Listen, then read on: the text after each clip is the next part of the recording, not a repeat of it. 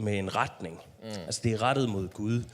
Og jeg tror, jeg kan ikke huske, om det er min far, der har snakket om det på et tidspunkt, men der er noget, der hedder troens nådegave. Og jeg tror, jeg har troens nådegave, hvis der findes sådan en.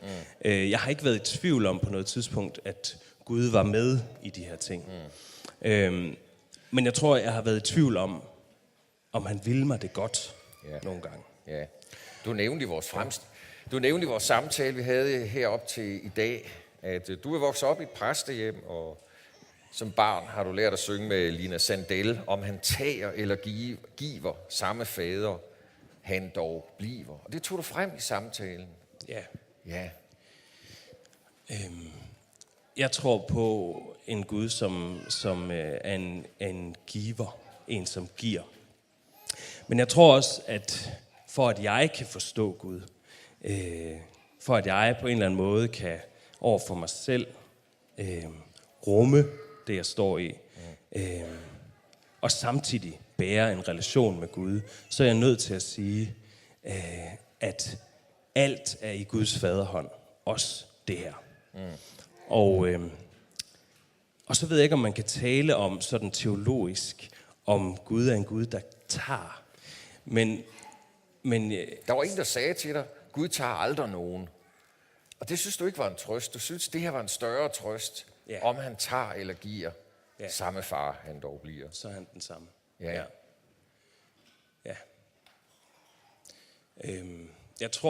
Jeg tror, at når man står med smerten og døden og ulykken i hænderne, at så har man brug for et sted at placere det. Og hvis man har gået hele sit liv igennem uden at opleve smerte og død, hvis man har været så heldig, lykkelig forskånet, så bliver det enormt svært, fordi så ændrer ens gudsbillede sig, når man står med smerten og døden i hænderne. Og det gjorde det for mig. Og der var det bedste for mig, det var ikke at forsøge at forklare over for mig selv, hvorfor skete det her, men bare at sige, til de der ride og magten og æren og ansvaret i evighed, amen. Og værsgo at tage det, far. Hvordan ændrede dit gudsbillede sig i den her erfaring?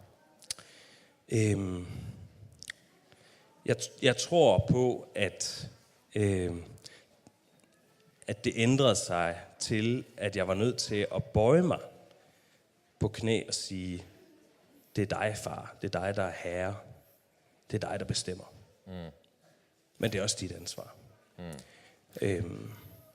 Og jeg tror, at det gudsbillede, jeg måske har haft før det, var måske et gudsbillede, der var båret lidt mere af sådan et, måske sådan lidt mere terapeutisk gudsbillede. Gud kommer herned og passer på os, og er her nu, og beskytter os, og Gud kan forklares med vores perspektiv. Men jeg tror simpelthen ikke, jeg kan forklare det skete, hverken med Noah eller med ulykken eller andre ting, ud fra mit eget perspektiv.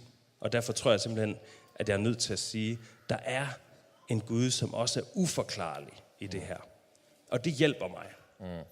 Det hjælper mig, fordi så er det ude af mine hænder. Så er jeg nødt til bare at sige, jeg stoler på, at det har du styr på. I det uforklarlige. Nu er du jo også i gang med teologien. Ja, det er også farligt. Vi nørdede lidt teologi også i den samtale, ikke? Hvor vi trak Luther ind.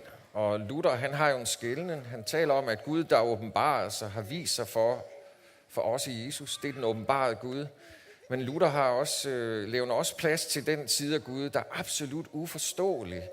Det, du kaldte mysteriet, eller det, som Luther kalder den skjulte Gud. Den Guds vilje, vi ikke kan erkende. Ja. Jamen, er det det, du siger? Ja, det er det. Ja. Det er mysteriets Gud også. Det er det. Ja. Det er ham, som har skabt himmel og jord, og ham, som jeg overhovedet ikke kan forstå i mit menneskelige perspektiv. Jeg tror, Guds perspektiv nogle gange bare er et andet, simpelthen. Det kan nogle gange være utroligt paradoksalt at være i et karismatisk menighedsmiljø, hvor vi taler om profeti og helbredelse. Det spiller faktisk også en vis rolle i det her drama. Ja. sidst på vinteren 2017, det vil sige en 8 måneder cirka før Noah blev født, der fik du en profeti. Ja, jeg har været meget i tvivl om jeg skulle tage det med i dag. Fordi at det også var en kilde til bekymring og uro for Pernille og mig. Men jeg havde været nede og spille til en vielse hernede i kirken. Og jeg havde spillet det, jeg skulle, og skulle ud til receptionen og komme ud og sætter mig. Og falder i snak med en god mand, som jeg snakker fint sammen med der. Og da jeg skal hjem, så spørger han, om han ikke må give mig et lift. Og vi kører sammen op af Ringgaden. Og på vej op ad Ringgaden, der kan jeg mærke, at han kommer til at spørge ind til. Jeg har en følelse af, at han kommer til at spørge ind til Pernilles graviditet. Og der er ikke andre på det tidspunkt, tror jeg, end vores forældre, der ved det. Og så går der ikke mange sekunder, og så siger han, må jeg godt stille et spørgsmål? Ja, siger jeg så, det må du gerne. Er Pernille gravid, siger han. Ja, siger jeg så. Og det var egentlig ikke meningen, han skulle vide det, men jeg tænkte, nu ruller vi. Nu kører vi med her. Hvad sker der lige? Og så snakker vi lidt om det, og vi kommer hjem, og han spørger, om han ikke må bede for os, og han beder for os. Og da jeg er på vej ud af døren, så siger han, Niels, jeg har en oplevelse af, at jeg skal sige noget til dig. Og jeg ved ikke, hvad det er, og jeg ved ikke, hvor det kommer fra. Måske er det fra ånden, men jeg tror, jeg skal sige det her til dig. Og så siger jeg, jamen, ja, værsgo og tal. Og så siger han, jeg tror, at jeg har en oplevelse af, at den her graviditet kommer til at gå fint. Og at fødslen kommer til at gå fint. Men at der er noget, som I skal bede rigtig, rigtig meget for bagefter. Hvad gjorde det ved dig at få det at vide? Jamen det er jo ikke sådan, når man skal være forældre, så er det jo ikke sådan, at der mangler bekymringer. Så det kom til at fylde helt vildt meget, og jeg går ind og fortæller det til Pernille, og hun bliver enormt ked af det. Og vi bliver også vrede, og jeg ringer hjem til min far og snakker lidt med ham om det, og han taler nogle gode ord ind i det. Men da det her med Noah så sker måneder senere, der ligger det helt klart i mit baghoved. Og jeg tror også, at det er en af grundene til, at vi har været så åbne omkring det her forløb, som vi har. Fordi vi har vidst, at her var noget, der skulle bedes for. Ja. Vi drøftede også lidt, skal man dele den slags alvorlige profetier? Eller er det, at man får sådan en profeti, egentlig bare et kald til forbøn ind i situationen? Så I fik også en undskyldning, fordi det satte jo jeres liv på den anden ende. Men det viser bare, hvor vanskeligt det kan være i livets kamp. Hvor er Gud henne? Og lige pludselig er der nogen, der får. Altså, hvordan håndterer vi, at Gud måske også begynder at tale i sådan en situation? Er det et ord til trøst i dag, at Gud var der, på trods af, at det var fuldstændig frustrerende? Ja, altså det har helt sikkert været jeg har haft på en eller anden mærkelig måde en lindrende effekt ind i det her, at vi har vidst, at Gud var lige præcis der. Ja. Også selvom der stadigvæk er en fortælling om en uforklaret Gud. Lige præcis her. Ja. Er der noget, du har lyst til at tilføje, Pernille? Jeg vil bare gerne sige tak til jer for forbøn, og fordi I har levet med i den her rigtig svære tid for vores familie. Det har været så rørende og betydet rigtig meget. Det har været bevægende at høre jeres historier og tale med jer. Så tak, fordi I også deler den med os her. Jeg tror, det er rigtig vigtigt, at vi har et fællesskab, hvor vi kan tale om paradokserne og det svære, og det vi ikke helt kan forklare, men også det, at Gud er alligevel nær på en eller anden måde, som vi ikke helt kan forstå. Så tusind tak, fordi I stillede op her. Skal vi give Niels og Pernille en hånd?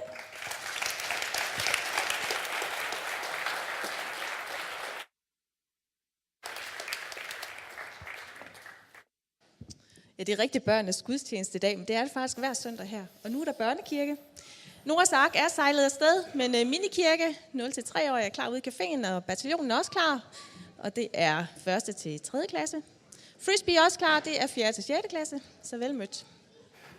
Ja, så skal vi lige have Ellen Vibe op. Yes, fra Retten til Liv. Ja, fordi nu har I en mulighed for at give en god gave til Retten til Liv. Vi har jo i 45 år haft en lov her i Danmark, som tillader, at uskyldige små menneskeliv i mors liv kan blive slået ihjel. Men sådan en lov er jo så forkert, som den kan være. Man kan ikke slå liv ihjel, også selvom de er usynlige, kan vi ikke slå liv ihjel. Og derfor skal der protesteres. Abortmodstanderne i Irland, de kæmper nu for at fastholde deres lovgivningsbeskyttelse af de ufødte børn frem mod den her afstemning den 25. maj, hvor der altså er pres på for at liberalisere deres lovgivning. Og de gør det under sloganet Love Both. Elsk dem begge. Elsk både både barnet og dets mor. Og det slogan kunne vi egentlig også godt bruge i Retten til Liv. Vi skal kæmpe for både barnets selvstændige værdi og dets ret til livet. Og dermed kæmper vi også for, at kvinden ikke bliver bragt i en situation med et umuligt valg. Og dermed også med de følger, som det altså alt for ofte får for hende, at hun bagefter kæmper med den her abort i årevis. Og i 20% er det i meget alvorlig og langvarig grad. Ja, men den her kamp, den koster. Ja, den koster lidt, når man står derude i fronten, så tak også for jeres forbøn for os. Men så koster den også i kroner og øre. Det koster at være synlige. Det koster at skabe synlighed, sådan som vi er nødt til for at holde protesten i live, for at holde den synlig. Så tak for de penge, I vil støtte os med i dag. Vi har ikke så frygtelig mange penge at gøre godt med selv, så der er brug for dem virkelig. Og så er der altså også brug for, at I på den lange bane vil støtte os ved at blive medlemmer af Retten til Liv. Det har I mulighed for her bagefter. 200 kroner for ægtepar, 125 for enkeltpersoner og 75 for de unge og studerende. Ja, men tak for en hver god gave til Retten til Liv i dag. Tak. Mens vi samler ind, så må I gerne rejse op, så synger vi lige en salme her, inden vi igen skal sidde og lytte. Ja.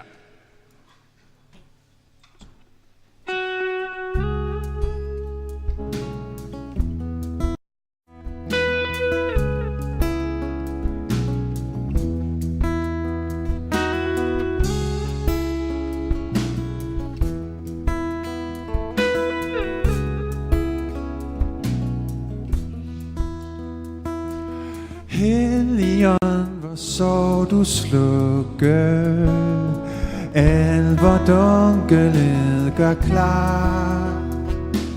Livets kilde du oplukke, dels nøgle du har.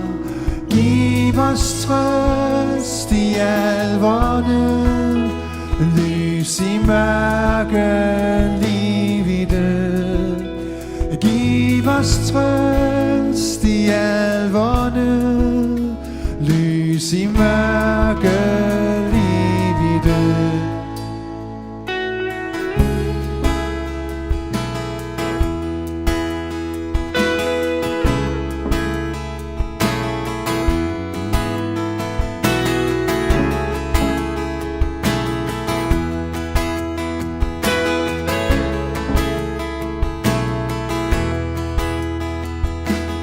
Du, den nye verdensskaber, vis på os, hvad du formår.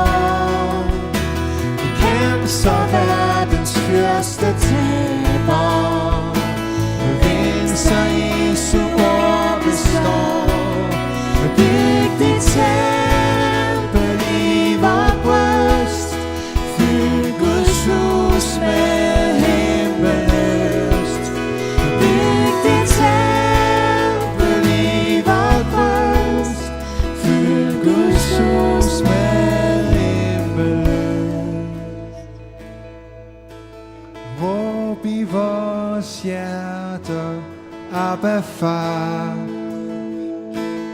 råb i vores hjerter, Abba far.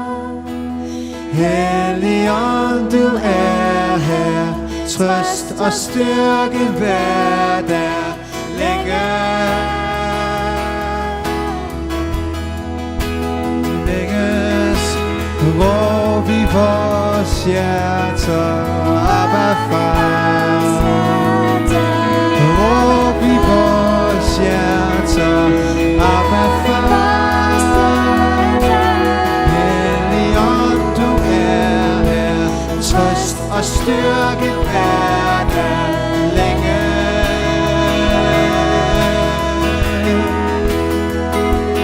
Kom, råb i vores hjerter, Abba far. Abba far. Abba far. Helligånd, du er her, trøst og styrke hver der længe.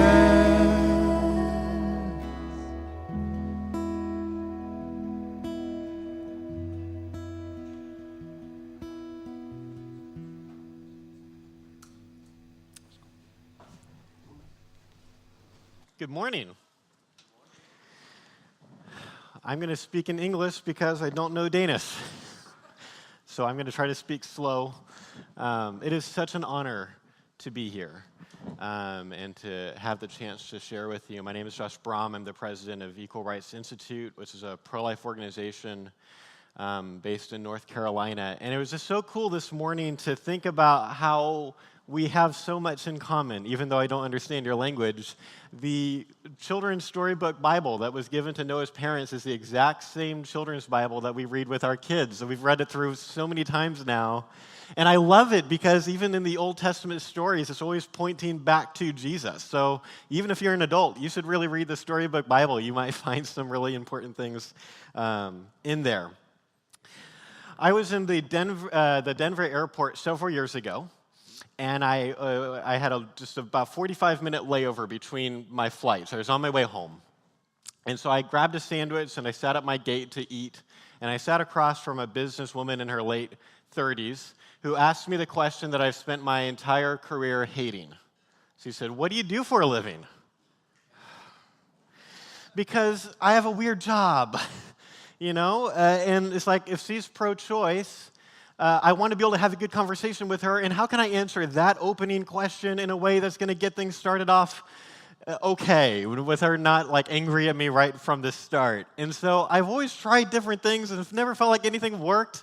And so I tried something new that day in how I answered that question, and now it's become basically the only thing I tell people when they ask me that question.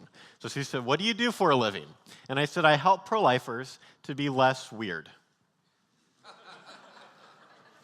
And she kind of smiled a little bit. And she said, "What does that mean?" And I said, "Well, I'm trying to help pro-life people to use more good arguments and fewer bad ones. But maybe more importantly, I want to help the pro-life community to connect relationally with people who are different from us, with people who are coming from maybe a different political or religious background. Said a different way, I want Christians to live out Colossians 4:5-6. Which says, conduct yourselves with wisdom toward outsiders, making the most of the opportunity. Let your speech always be with grace, as though seasoned with salt, so that you will know how you should respond to each person." So the heart of my ministry that we started 4.5 years ago, that my brother and I started, is that we want to help pro-life people to become more like Jesus. What would it look like if Jesus talked to a pro-choice person? Like, and you just got to sit and watch. Like, what would that look like? What would his body language be like? What kinds of questions would he ask? What kinds of questions would he not ask? And what would it sound like when he made arguments? So we're not hiding from the truth. What would it sound like when Jesus made arguments that are grounded in truth, but spoken with gentleness and grace?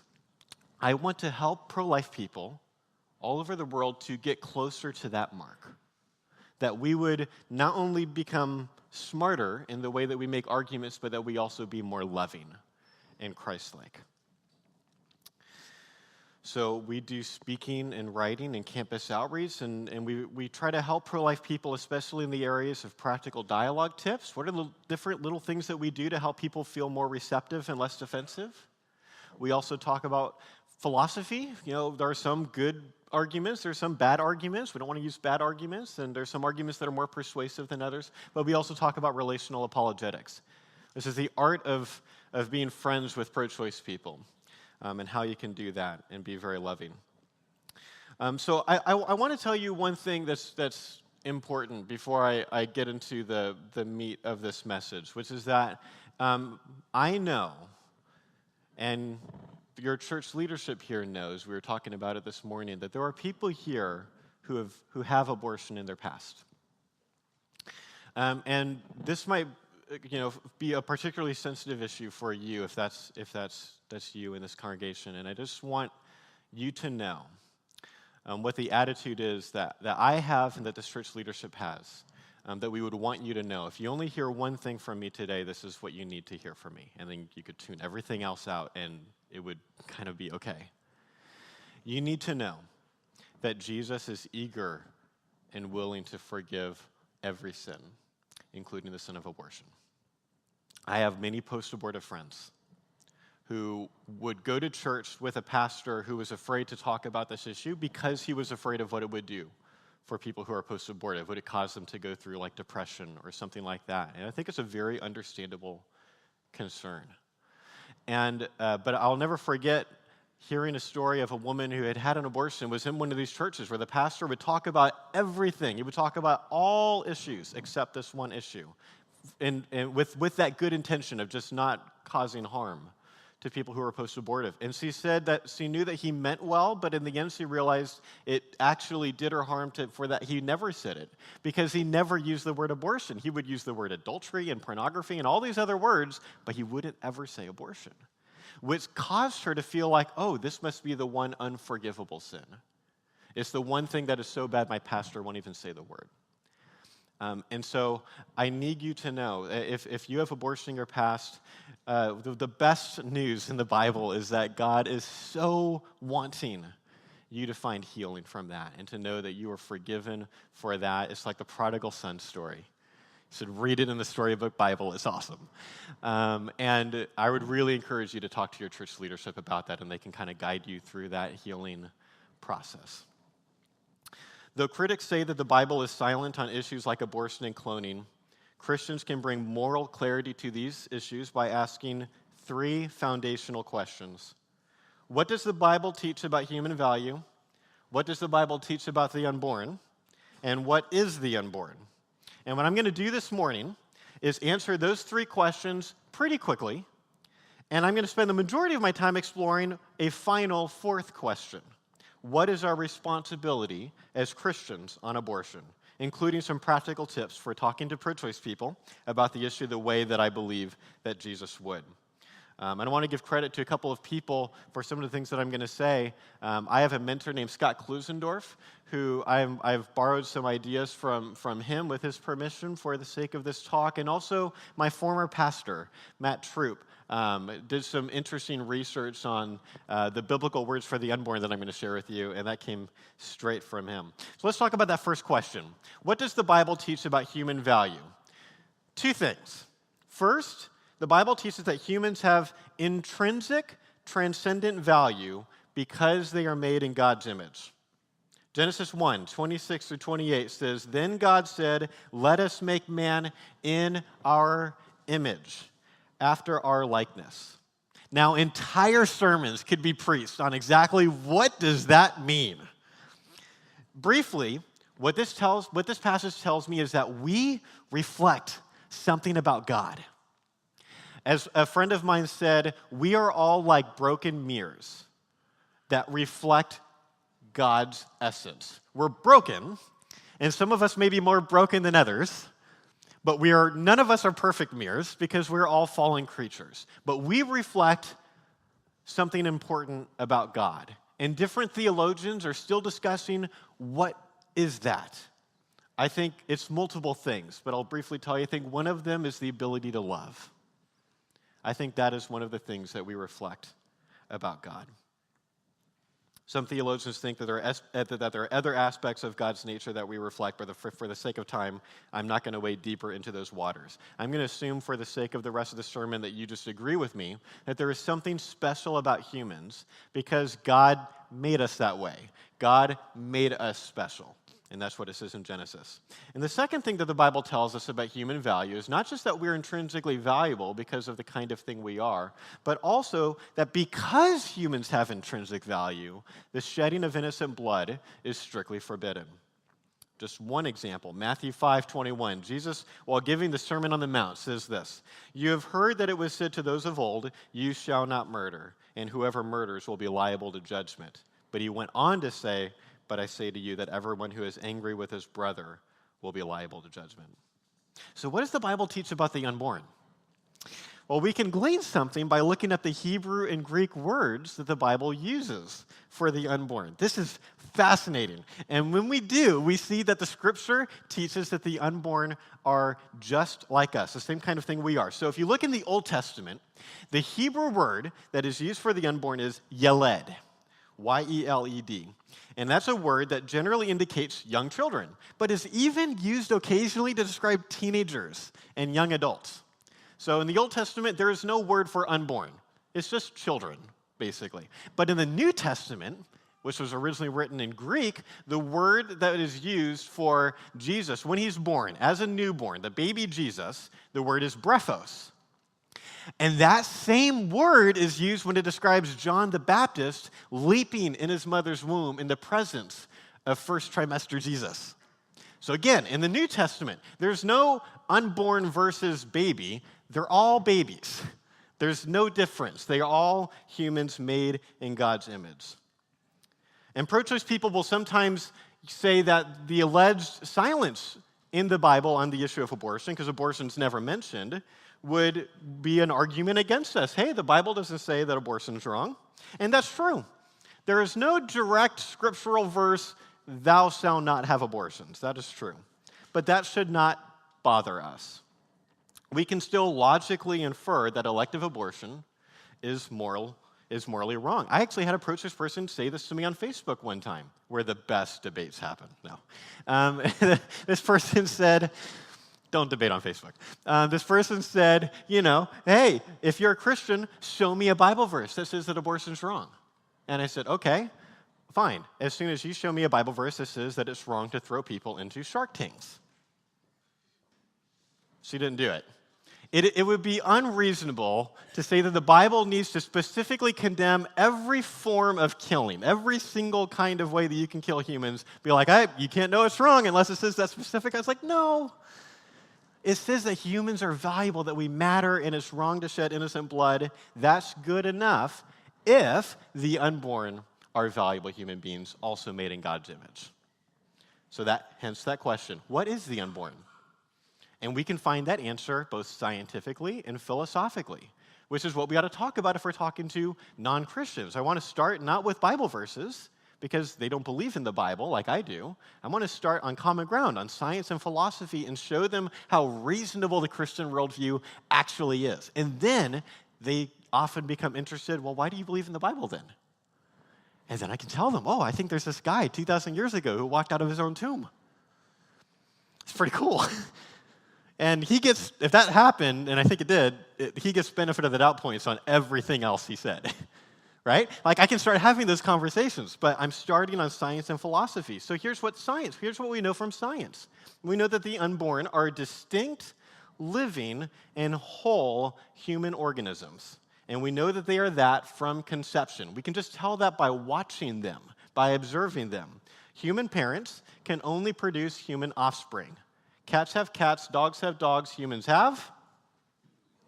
Yes. There's never been a case where two humans came together and came up with a non-human. It just doesn't happen. It's not how God set it up. So that's the easy part. But philosophically, what we know is that there is no essential difference between a human embryo and you. There are differences. You're more developed, you're bigger. I just don't think that matters. But here's the way that I try to explain this to pro-choice people that has worked the best for us. We were at UC Davis a couple of years ago doing an outreach. And we had set up a poll table It said, should abortion remain legal? And it had a yes option and a no option and an it depends option and pads of paper, just gathering people to come talk to us. And at one point, I was sitting on our table, where you will usually find me at an outreach. I'm literally sitting on our table because I'm kind of a tall guy. Like, I'm not basketball player tall, but I'm tall-ish, and I'm taller than a lot of the people that I talk to. And there's this obnoxious thing that sometimes tall guys do where they'll lord their height over short women, and it's just like, ugh, just like it's uncomfortable. And so when I sit down on our table, I'm kind of showing like I'm relaxed. I'm okay. I'm not freaked out. It's okay, you know. And I'm also getting myself closer to their eye line, which is a really helpful thing. It's the closest I can get to their eye line without being weird, like getting on my knees or something like that. And so you'll usually find me at our outreach sitting on our outreach table. So here I was, and I'm talking to these 3 pro-choice girls. They were really angry. They were not happy that we were there. And I'm just listening to them. And at one point, to her credit, one of them asked, well, why are you here? What's your argument? And I said, I think I can explain to you in about 2 minutes why I'm pro-life. And she said, go. It's like, oh, what would you do with that 2 minutes? Here's what I did. I said, I'm a very open-minded person. I'm open-minded about almost all of my beliefs, except for my own existence and 2 + 2 is 4.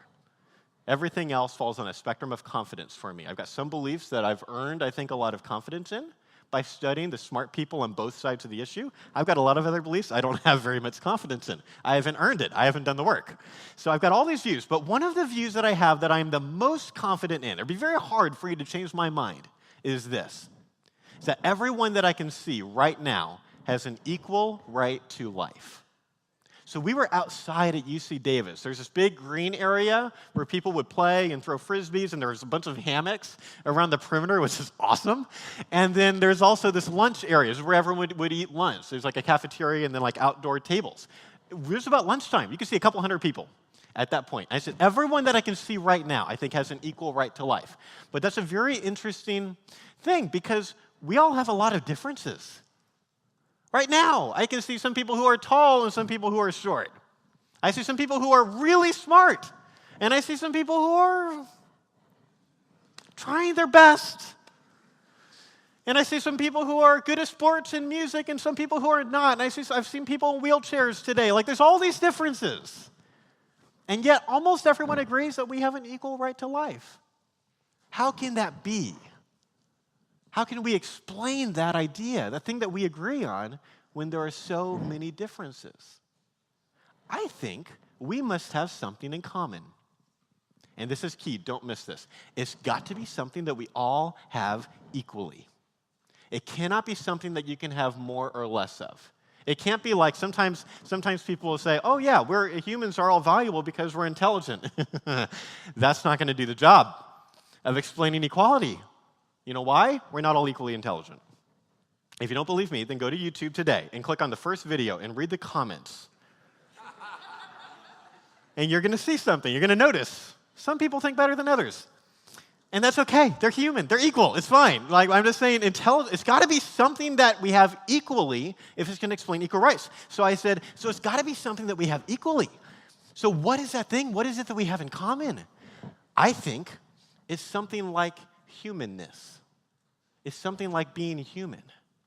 And if that's the thing that we have in common, and if the unborn have that, and they totally do, then the unborn get equal rights, even if that's not like what our gut instinct would be. And the last thing I said before I was out of time was, notice something about my argument. This is not a religious argument, but it's also not an emotional argument. I'm not pro-life for emotional reasons. I don't get the warm fuzzies when I look at a picture of an embryo. I don't. It looks like a fuzzy orange.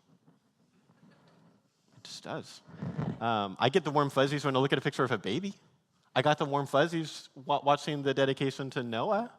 I got the warm fuzzies recently on Facebook. One of my friends put a picture of their newborn baby, and it's like, oh, the baby. You know, I had that human moment. I don't get that when I see a zygote. It's not doing anything for my heartstrings. I'm not pro-life for emotional reasons. I'm pro-life because it's the most rational conclusion that I can come to.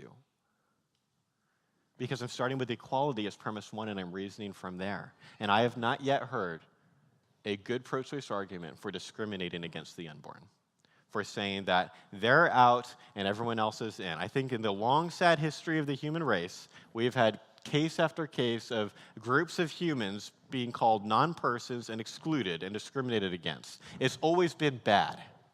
And I don't think we're at the first time when we've taken a group of humans out of the community, out of protection, and it was the right thing to do. I think this is going to be one more case in the long, sad history of the human race, treating some humans as other. That's what I said.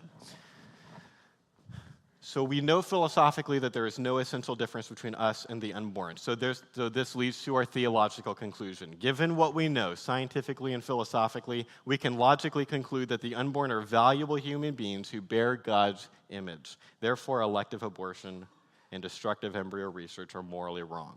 So let's talk about that last question. This is where I'm going to camp for the rest of my time. What is our responsibility as Christians on abortion? A couple things.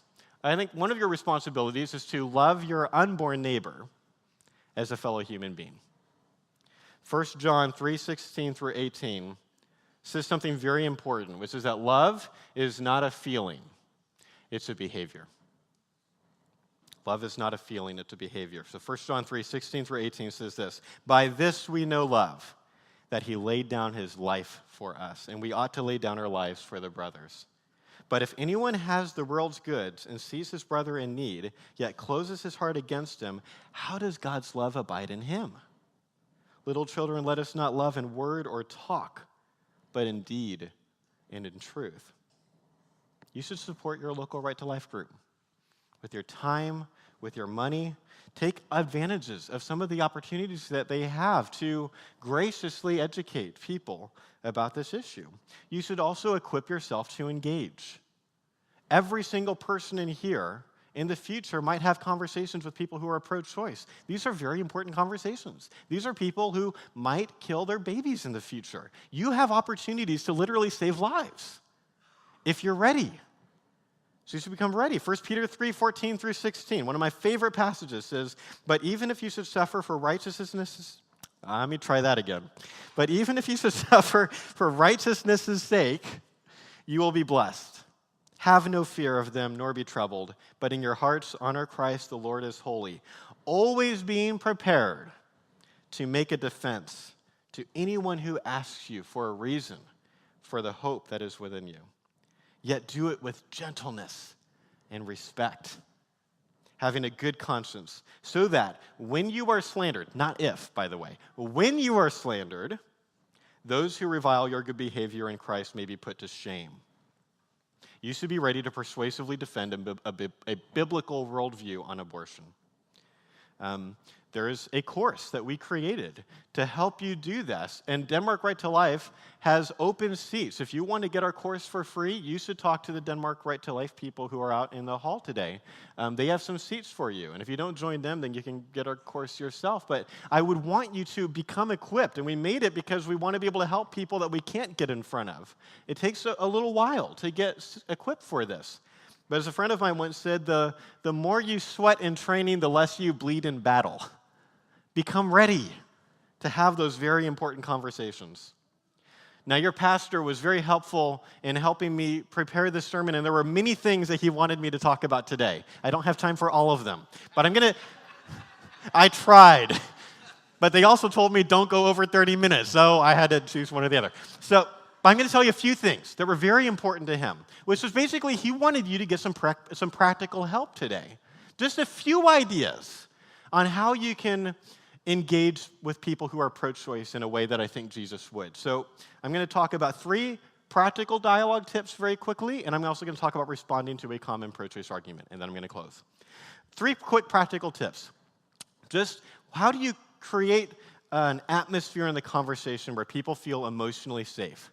That is what you need to do if you're going to try to change their mind. People do not change their minds when they don't feel emotionally safe. So you've got to create a situation in the conversation where it doesn't feel like a debate, or like you're in fight mode or something like that. You're not behind podiums. It's got to feel like you're at Starbucks having coffee with a friend. That's what the feel is should be of the conversation. So we're always thinking about what are the little things that we can do that will help people to feel receptive and not defensive.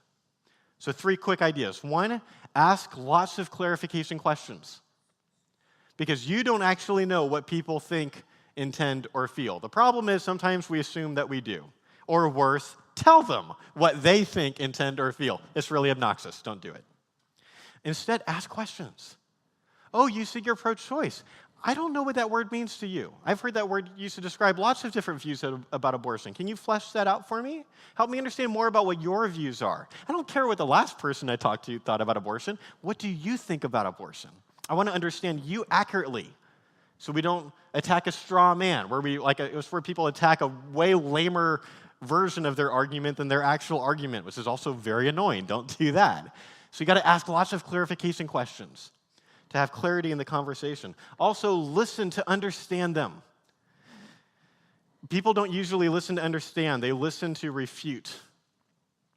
A lot of times we're just like waiting to talk. This is not really listening. And I learned that. It's not listening when you have a voice going on in your head of, what am I going to say next? You ever have that happen? Or you got this inner monologue in your head, and it's like, I wonder what I'm going to say when they're done talking. This is not good. And I learned this a couple of years ago because I had to have a few very important conversations with my wife. So guys, listen up. This one's for free. Okay. I would get home and, we'd be talking about our days. And my wife would usually be making dinner at the time. And sometimes she'd be telling me what was going on in her day while I was browsing Facebook on my phone. Oh, listen to the judgment in this room right now. Hey, judge not lest you be judged, okay? Here's the thing. Man, the air just got sucked out of the room by all the women in here. Okay, here's the thing. It was so innocent. I thought I was listening because I could tell that she was, talking. And I was kind of following the themes, but I greatly overestimated my ability to multitask. And we would find that out when she asked me some kind of like a comprehension question, and I would fail miserably. And she would be very frustrated, as she should have been. That was not a very loving thing to do. And everyone in here knows that. So I had to learn. Can't do that. I need to just be present in the moment with her when she's talking to me. But it's so obvious to everyone in this room that I shouldn't have done that, right? But yet, when we talk to people about philosophical, difficult moral issues, we think it's fine to have this inner voice going on in our heads. No, you got to turn that voice off and just be present in the moment with this person that you're talking to. And even if that means that you've got to take a moment after they're done and process, that's fine. It's great because it shows them that you're taking them seriously. People aren't used to that. Pro-life people could change that paradigm, though. And the last idea is to find genuine common ground when possible. Pro-choice people are going to say things that you agree with, and you need to point that out. They don't expect that. They expect you to, it's like black or white. They expect there's going to be no common ground at all. But they're going to say all kinds of things that I talk to pro-choice people all the time, and they think a lot of times that late-term abortions are wrong. Maybe they should even be illegal. They think sex-selected abortions are wrong. They think abortion should happen less often. I agree with those things. It's our job to point that out. Some of the most powerful words you can tell a pro-choice person is, ooh, I like what you said. I agree with you. And then you talk about the thing that you disagree on. And it shows them that you're not polar opposites. Maybe you're a reasonable human being and we can have a very interesting conversation. And the last thing your pastor asked me to talk about is maybe the most common pro-choice argument, which is that, well, it's a woman's body. She should be able to do whatever she wants with anything inside of her body. This is the most complicated part of the abortion debate, and he asked me to talk about this in a couple of minutes. Okay, I have literally an hour-long lecture on this idea, and so I'm not going to do it justice in a few minutes, but I'm almost out of time, so I'm going to give you a couple of ideas. But I really encourage you to get our course and take this part of the pro-life, the abortion debate seriously, because if you can't respond to this well, you will not change very many pro-choice minds. You just can't. This is one of the most important things going on for pro-choice people, is they feel like even if it's a person, even if it is a valuable human being made in God's image, she should still have the right to an abortion because it's in her body, because it would be a government overreach to restrict what women can do with their bodies. A couple of quick ideas. If that's true, there should be no restrictions on abortion. If a woman should be able to do whatever she wants with anything inside of her body, which is usually how the argument is made, then there should be no restrictions on abortion. Like, most pro-choice people don't think that third trimester abortion should be legal. But if the way they justify their pro-choice worldview is, hey, she can do whatever she wants with anything inside of her body, where's the baby in the third trimester? It's still in her body. So she can do whatever she wants with anything inside of her body. They can't say that we need restrictions on late-term abortion. They have to choose. They have to say either all abortions are fine and keep their bodily rights argument, or they have to have the much more reasonable view that at least late-term abortions are not okay. And we want to show them they have to choose between two things so that they can have a consistent worldview. Also, we talk about thalidomide sometimes. Thalidomide is an anti-cancer drug that was given to women mainly in England in the late 50s and early 60s to help with severe morning sickness. And it's a very tragic story in modern medicine because what the medical community did not know for several years is that if you give a pregnant woman thalidomide, her baby will either die or be born with severe birth defects, like without arms and or legs. We just didn't know. It wasn't the mother's fault. Their doctor gave it to them. It just took a while for people to figure out there's a cause and effect relationship between these two things. But we'll ask someone, if they say, hey, a woman can do whatever she wants with anything inside of her body, why would it be wrong for a woman to take thalidomide then while she's pregnant? Like, people just instinctively want to say that's not okay. Why? Why in the world would it be wrong for her to take thalidomide if she's pregnant, if she can do whatever she wants with anything inside of her body? We have a lot more ideas on what things you can say to pro-choice people, but I'll close with that. If you want to read some articles from us on this issue, you can go to our website, equalrightsinstitute.com/bodily rights. equalrightsinstitute.com/bodily rights. We've got all of our bodily rights material is just kind of linked right there. And you should also work with the Denmark Right to Life on that. Let me close. Brothers and sisters in Christ, I do not envy you for what it's like to stay true to your moral and religious beliefs in a country like Denmark that is so pro-choice. I want to encourage you to not waver, as the Bible never promises a life of ease, nor does it promise that people will always like what we have to say. However, we have hope, first and foremost in Christ. But secondly, I want to quickly give you two other reasons for hope, specifically as regards to the abortion issue in Denmark. First, the pro-life movement is becoming more effective. This is something that I'm seeing in the States. And when I speak at the Students for Life conference in DC, these are 2,500 students in the room. And they're smart, and they're passionate, and they are learning from what has worked in the past couple of generations, and they're also learning what has not been working, and how to modify our strategies for the modern context. You should have a lot of hope just because that is true. And I see that in the young leadership of Denmark Right to Life. The young leadership here is trying to figure out how do we become more effective. And that's why we're trying to help them. And we're so excited to be helping them because there's so much good that can be done in Denmark. And the last thing I'll tell you is that groups like Denmark Right to Life, they're training up to have an even bigger cultural impact in this country. I'm so encouraged by them. They're not timid or depressed about their situation. They are hopeful. I was talking to Alnita the first time, and I just told her, like, I feel so much sympathy for you. You have so many hard things. Only like 5% of you are pro-life. And she was like, oh, it's okay. They're not going to see us coming. They don't think we exist. So we're getting trained up, and we're going to do awesome things for God. How awesome is that? You have heroes here at Denmark Right to Life, and that should give you hope. Because the people of Denmark are not expecting to communicate with loving, gracious, and smart ambassadors for Christ and the unborn. Thank you. God bless you.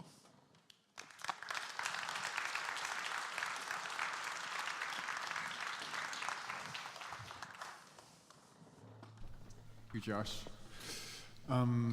Vi skal fortsætte med at bede sammen, både gennem det næste sang her, og bagefter skal vi også følge en liturgi, hvor vi sammen skal bede, både for det ufødte liv, og for livets værdi i det hele taget. Ja.